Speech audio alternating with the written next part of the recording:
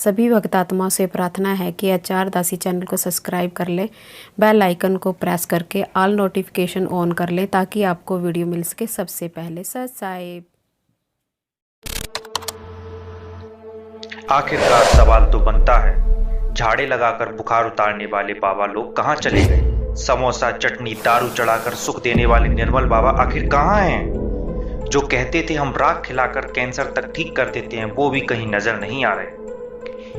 इस corona virus ने पूरी दुनिया को परेशान करके रख दिया है। अमेरिका, यूरोप, इटली, फ्रांस, चीन आदि देश बर्बाद हो चुके हैं। हेल्थ केयर में सबसे आगे रहने वाले इटली के पास लाशें दफनाने के लिए जमी ही नहीं है। आखिरकार सवाल तो बनता है, जो साइंस मंगल ग्रह पर रहने की व्यवस्था कर रही थी, उनसे एक बाल से भी हजारों गुना छोटा न दिखने वाला वायरस नहीं संभल रहा। आखिर क्यों? दुनिया के इतने बड़े बड़े देश जो अपनी ताकत को सर्वश्रेष्ठ मानते थे, किसी भी दुनिया के अन्य देश को धमकाने लगते थे, वो आखिर एक वायरस से हार क्यों मान रहे हैं? इसीलिए सवाल तो बनता है कि ये हुआ क्या? कल तक मनुष्य को अपनी ताकत का इतना अहंकार था जो भगवान को मानता ही नहीं था, वो आज भगवान से अपनी रक्षा की गुहार मांग रहा है, चीख रहा है, गिड़गिड़ा रहा है।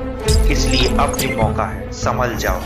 बुराइयां, नशा, बेईमानी, लूट त्याग दो, इससे पहले कि जिंदगी त्यागनी पड़े। किसी शायर ने लिखा है, रास्ते खुले हुए हैं सारे, फिर भी ये जिंदगी रुकी हुई है। ए खुदा ये क्या हुआ?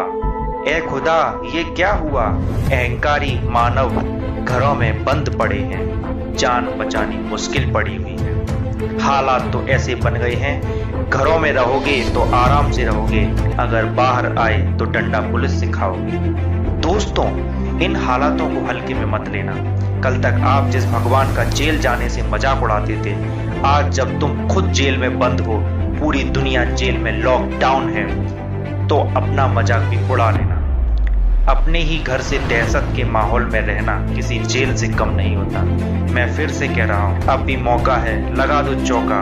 इस दुनिया में शास्त्र अनुसार भक्ति देने के लिए संत रामपाल जी महाराज आ चुके हैं। बुराइयां त्याग के संत जी की शरण ग्रहण कर लो, क्योंकि फिर नहीं आएगा ये सुनहरा मौका। लोग बड़े अजीब हैं, संत रामपाल जी महाराज का नाम सुनते ही वीडियो बंद कर डालते हैं। उन लोगों को मेरा एक सुझाव है कि हमारा उद्देश्य किसी की भावनाओं को ठेस पहुंचाना नहीं है, किसी की धार्मिक भावनाएं भड़काने का नहीं है।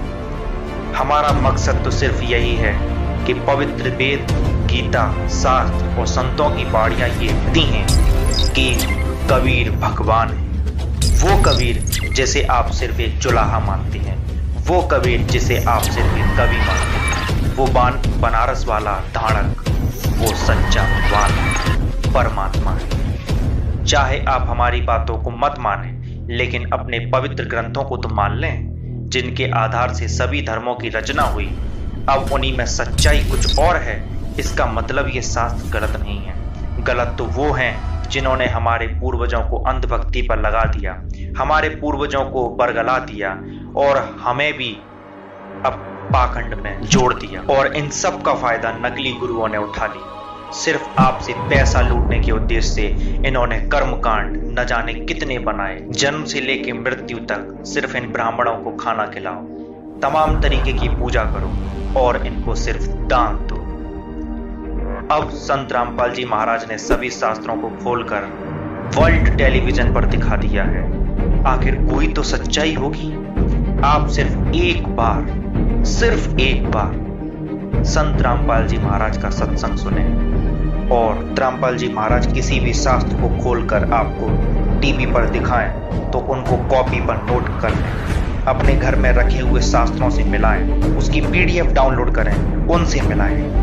यही काम संत रामपाल जी महाराज से जुड़े हुए करोड़ों लोगों ने किया है। इसका नतीजा ये निकला कि आज पूरी दुनिया भर में संत रामपाल जी महाराज का ज्ञान फैल रहा है। करोड़ों लोग अद्भुत लाभ से सुखी हो चुके हैं। तीसरी स्टेज पे चला गया था मेरा कैंसर। अब जो मेरी प्रॉब्लम थी तीसरी स्टेज पे थी, वो मेरा कैंसर खत्म हो गया। ऐसा कैसे हो सकता है? ये बिल्कुल ही अपने आप में असंभव बात है। लोगों का विश्वास करना इस बात पे बिल्कुल नामुमकिन है। दरअसल हमें भी इस बात पे विश्वास नहीं हो रहा कि बगैर किसी दवाई के आपका कैंसर ठीक हो गया, जबकि आप बता रहे थे कि तीसरे स्टेज पे पाएंगे और ये और बढ़ जाए।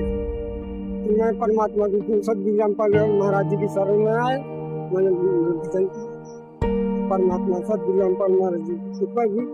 अब ठीक हो गया आप? हाँ ठीक। कैसे ठीक हुआ? कोई ऑपरेशन किया गया था या फिर ऑपरेशन कुछ नहीं किया, सदगुरु रामपाल महाराज जी के द्वारा भजन से मेरा सब। दिखाओ आप पे कहाँ कैंसर था?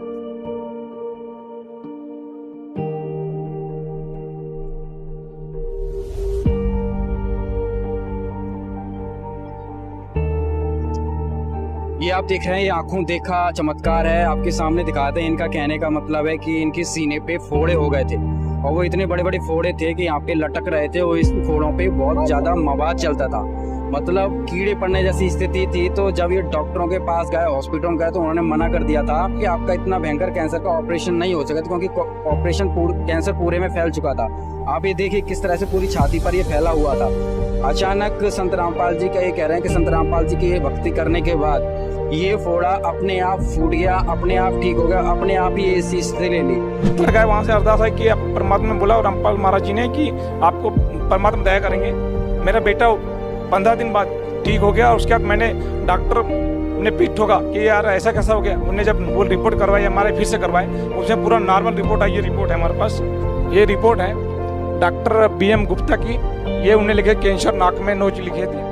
ऐसा हुआ कि मैंने खेती बाड़ी में टमाटर लगाए हुए थे, तो टमाटर के डंडे गाड़ रहा था। गाड़ते गाड़ते भगतमती जी को सूखी उल्टी आई और भगतमती खत्म हो गई। ये उस वक्त झटका लगा कि जिस वक्त वो बिल्कुल डेड, उसकी श्वास नाली खत्म, श्वास नहीं चल रहा था और रंग बिल्कुल पीला हो गया।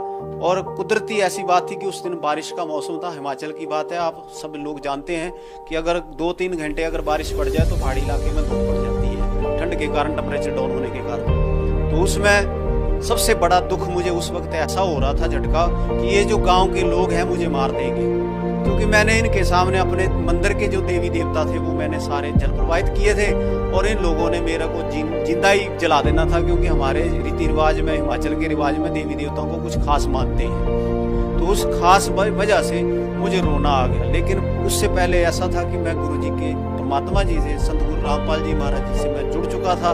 मैंने प्रार्थना लगाई कि गुरु जी ऐसा ऐसा हो गया है, तो उन्होंने, भगत जी ने मेरी प्रार्थना जो गुरु जी तक पहुँचाई। गुरुजी ने दोबारा उसी आधे घंटे के बाद फिर दोबारा मुझे उसी फोन नंबर पर फोन आया कि बेटा इसकी आयु इतनी ही थी और अब मैं इसको आयु दे रहा हूँ और इसको भक्ति के लिए उम्र दे रहा हूँ। तो इससे 3 घंटे के बाद मेरी भगतमती को मैंने घर में गया, गुरुजी ने बोला आप माला जाप करो। मैंने माला जाप की और घर में गुरुजी का दिया हुआ एक अमृत की शीशी हमें दी जाती है आश्रम में, वो अमृत ले आकर मैंने अपनी भगतमती जी के मुंह में डाल दिया। तो 3 घंटे के बाद उसको होश आ गई। ये सबसे मेरी खास और ऐसी घटना है जिस घटना को देखकर मैं आज मर सकता हूँ लेकिन झुक नहीं सकता, और गुरु महाराज परमात्मा बंदी छोड़ सतगुरु रामपाल जी को कभी नहीं छोड़ सकता। कोई सोच भी नहीं सकता था कि आखिर ये सुख भी कोई गुरु के माध्यम से हमें मिल सकते हैं, किसी सच्चे परमात्मा की शरण में जाने से मिल सकते हैं। तो आइए शास्त्र अनुसार भक्ति करें और वेदों में जिसको परमात्मा कहा है हम उसकी शरण ग्रहण करें। आपने देखा कि कैसे लोगों की कैंसर जैसे रोग ठीक हो रहे हैं, सिर्फ इसलिए ये संभव है क्योंकि कबीर परमात्मा हमारे संरक्षक हैं। परमात्मा अंधे को आंख देता है, कोढ़ी को काया और निर्धन को माया। हमारा सारी दुनिया के लोगों और बड़े नेता, मंत्री, अधिकारी, कवि, लेखक, पत्रकार सभी से विनम्र प्रार्थना है, सिर्फ एक बार संत रामपाल जी महाराज के अनुसार भक्ति खुद कर लीजिए, अपनी प्रजा से करवाइए और इस भयंकर बीमारी से खुद बचें और पूरी सृष्टि को बचाएं। दोस्तों, इस वीडियो को शेयर करें जहां तक हो सके वहां तक। अगर आपको हमारी वीडियोस पसंद आए तो चैनल को सब्सक्राइब करें। धन्यवाद।